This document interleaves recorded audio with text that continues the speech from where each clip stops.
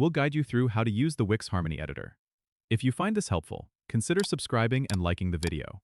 First, open your browser and go to the Wix website. Log into your account and select the website you want to edit.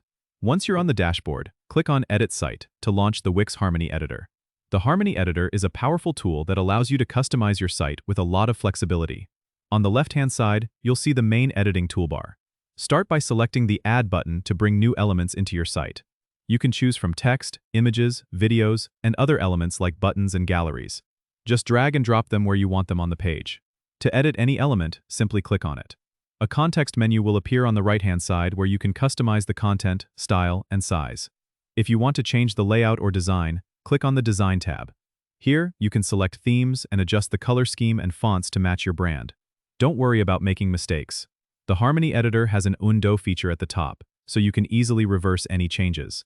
If you want to preview your changes before publishing, click on the Preview button in the top right corner. This will show you how your site looks on both desktop and mobile. Once you're satisfied with the changes, click Publish to make them live. Remember to save your progress frequently by clicking the Save button. And that's it. You've just used the Wix Harmony Editor to customize your website. Don't forget to subscribe and comment if this helped you out.